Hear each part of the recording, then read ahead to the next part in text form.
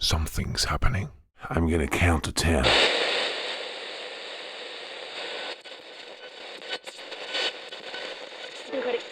Excuse me, I think you're in our seats. I can see you.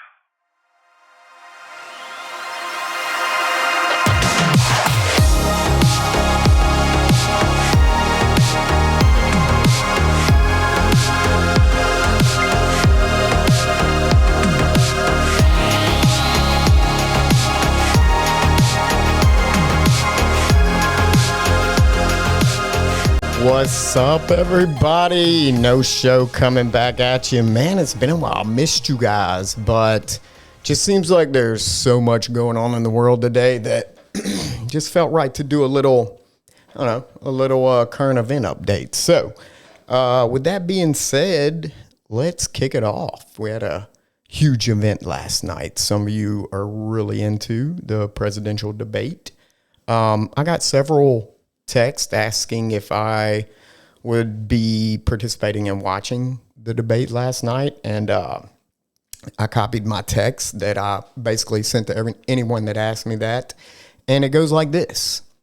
Nah, not even going to watch it. And I don't know why anyone would at this point. I'll tell you exactly what is going to happen. Kamala Harris will be well prepared, scripted, and appear surprisingly intelligent. And she'll do it all in the service of the same genocidal racism that she's always served. Trump, on the other hand, will be his typical incoherent, bloviating, disrespectful, profane, and he'll be in service of his own brand of self-centered bigotry. Meanwhile, not one supporter out there anywhere on earth will think any different about either of these two people than they did before the debate. And the only actual takeaway will be what a fallen, morally rotten civilization we must be to have these two people competing for who gets to rule us. Yay. And again, I didn't watch the debate, but I'll let you determine if my prediction was accurate or not. Something tells me I was pretty close. But anyway, it's always fun to get on social media and see the comments afterwards. Again, no one has changed their mind. If you supported one before the debate, then you're going to say they won and they destroyed the other candidate. But I actually surprisingly saw some people saying she did good. He was his typical self. But, of course, that's followed by, it was a 3v1, ABC or whoever did it was on Kamala's side, and that's the only reason, yada, yada. Of course they were. Are we surprised? Or are we going to act like Trump hasn't been to these debates from, the other side's media before? No, I've kind of got a better suggestion. Maybe those antics that he's been using for the past 8 years have just gotten a little old. People are kind of tired of it, And essentially, when you don't have Joe Biden up there with dementia or whatever his issue is, you have an actual human being. They can script this stuff, man. It's not hard. You get anybody that has half a brain left on the other side, and you can pound information in their head and make them seem like they know what they're doing, especially when they're probably aware of the questions ahead of time. So my deal is, when are y'all going to get sick of this, man? Y'all just going to keep saying, one's so much better and they're going to fix everything. Look, let me tell you, main problem in America, everybody can agree, is cost of stuff, inflation. Let me tell you another little secret. Anybody that's promising to fix that, or anybody that's like, oh, well, do you remember how it was 5 or 6 years ago and prices were so low? Listen, there's one way to stop and end inflation. Do you know what that is? It's cutting spending, cutting borrowing, cutting printing money. That's the only way. And guess what? Out of these two candidates, neither has nor will accomplish that. We have plenty of record. What did Trump produce on future spending bills during his 4 years? How about around $8.4 trillion in new funding? It's pretty impressive. Now, that goes along with the same people that think, oh, well, Biden got in office and all of a sudden we're seeing inflation. No. This has been building. See, the government's been printing money and using their little tricks since about 2008. I mean, they've done dirty stuff before then, but they really figured out you could just pump a bunch of new money into the economy, and it kind of prevents people from experiencing the inflation. But at some point down the road, we have to deal with it.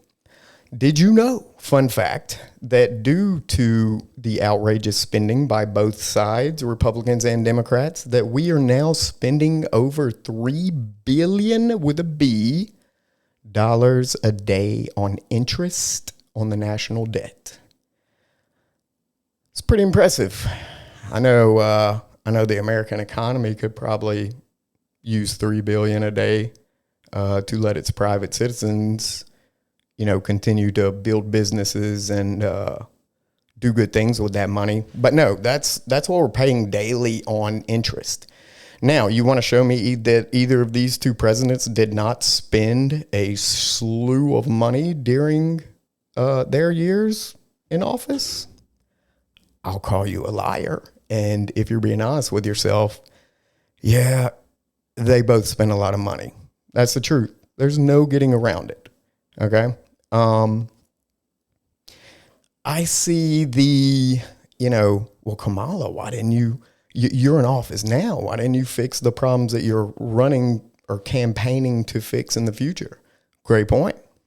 But let's also remember that Trump not only had the presidency, but he had the House and the Senate. In other words, completely controlled by Republicans. You know how many campaign promises were accomplished during those 2 years?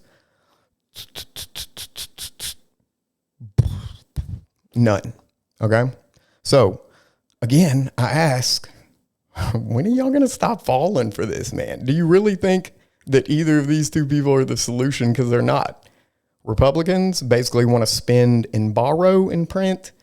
Democrats want to spend and tax and print and borrow. So, yeah, neither of these people are going to solve the problems that us tax cattle, normal people are facing on in everyday life. I mean, it's not going to get any better if y'all keep, if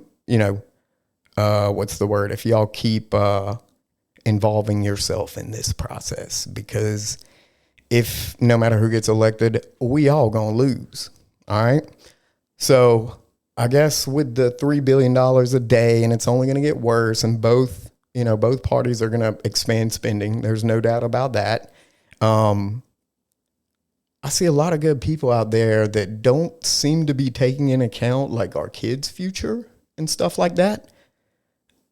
I even see people dressing their kids in these authoritarian dictators' clothing. It's just strange, man. And I'll tell you, from someone that doesn't support either side, looks like y'all in a cult. All right. I still love y'all, but looks like y'all in a cult and y'all be drinking that Kool-Aid. Okay. So anyway, I'm going to get off on that. As you know, I've been less involved with politics because it's literally mind numbing. And anytime I have to try and have a conversation with someone, I feel like I drop a few IQ points. So yeah, I've been laying off a little bit of that and just kind of praying everybody wakes up at some point. And I think a couple people are. So that's the good news. Let's talk LSU football. Man, another year of heartbreaking disappointment in the opener.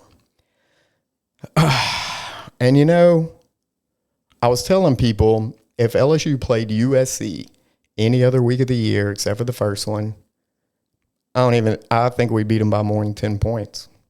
But then I see LSU versus Nicholls State. And I think to myself, well, maybe not week 2 either, because we looked horrible, especially that first half. Now, of course, Nicholls State doesn't have the depth to keep up with us. So eventually we just kind of, took over the game and it looked a lot worse than it actually was. But this is concerning, man. I knew what our defense was going to be. If you follow LSU football and you know what we had in place last year and how bad we were last year, then you realize we were only, able to add a couple of new people this year. So it was still going to be bad. But we did get a new D coordinator. And honestly, I thought they played pretty well against USC. People tend to forget that after LSU got that lead, our defense, I think, had 2 3-and-outs in a row, and the offense just couldn't do anything with it. So, being that it's basically the same personnel on defense with a little better scheme and coach, what do you want them to do, man? USC is a powerhouse on offense. I think Lincoln Riley's teams have been like top 10 for the last almost decade. So, yeah, they're going to score their points. We held them, 27? I don't think that's that bad. What the second half did remind me of was like old school Les Miles, just conservative, predictable offense. It's like, OMG, we have a lead. We must, run a more prevent style defense and back the DBs off. And, we got to run the ball more. And Emory had some nice runs, but other than that, man, it was shut down. We're talking this offensive line that's got future, NFL top 10 picks on it. And they've just been dogged both of our games. So I hope it gets better. There's something wrong just with the team. They don't look coherent. They're not complementary with offense and defense. So I don't know. I think week 1 probably broke a lot of hearts and there's a lot of disappointment. And then you come out the next game, instead of being fired up and having that mentality of, okay, we're going to turn it around now. It was almost like it still affected them last week. They're just like heartbroken and in the dirt. So I hope that this week we're able to overcome that and kind of put on a show. And game day at LSU, South Carolina, kind of strange, but I'm excited. And I hope they are too, because it actually would give us a chance to show the nation that we're better than what we've played. Last comment on that, typical LSU fan, same ones I had to defend Jaden Daniels from, are, of course, calling for Brian Kelly's head. And after another year of a disappointing start, it's kind of hard for me to defend that. But you know what I can say about that situation with BK? A, the recruiting classes in the future are looking pretty stellar. But B, y'all, you can't keep flipping through coaches, okay? Getting rid of Coach O, paying that buyout, we'd have to do the same thing, except way worse on Brian Kelly. It's $60, $70 million buyout, man. You can't do that. The stuff you have to sacrifice in order to come up with that kind of money, the recruits lost. Look, if there's a coach, past or present, that I would choose to go hang out with and have a beer with, that's Coach O. But he left our program in shambles. How he managed to get Aranda, Joe Burrow, Justin Jefferson, Chase, all these guys, I don't know. It's like the stars aligned for LSU for once and a miracle happened. But since then, we're like, I'm the greatest coach, the greatest team ever in college football history. So I think I'm going to go find me some 23-year-olds now that are super hot. That was Coach O's mentality. So I don't know. It's like he had his glory and he just didn't care anymore. So anyway, point being, we ain't buying out no $60, $70 million contract right now. Okay. So let's just stop saying that. It's just kind of pointless.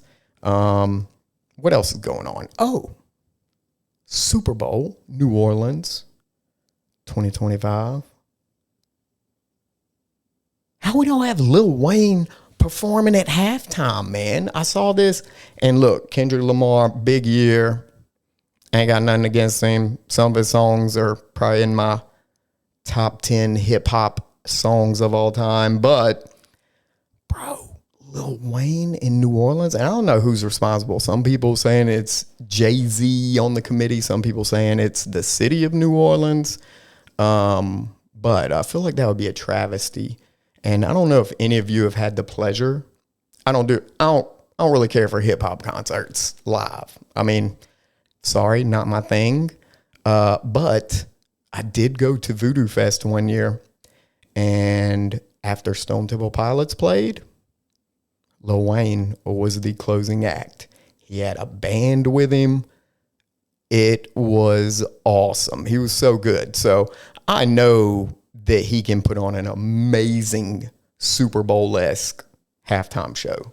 I mean, I've seen him do it. I would pay to go back in time and go back to that concert, to be honest. So anyway, that would really be a shame if we don't get a touch of, Louisiana culture in there, I feel like, with a Louisiana resident and big-time artist. So anyway, just a few thoughts on that. But yeah, we had the hurricane stuff going on. God bless South Louisiana. Lord have mercy. They just keep catching it, man.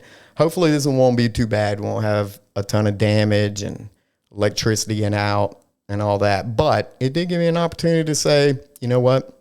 It's probably time to do a little short ski podcast and just say what's up. So anyway, I think we got a couple people wanting to do a little Facebook Live type thing and maybe take some comments and questions. So hopefully be throwing that in the work before too long. But anyway, that's it, ladies and gentlemen. I hope you enjoyed this very short podcast, and your boy Joe G is out.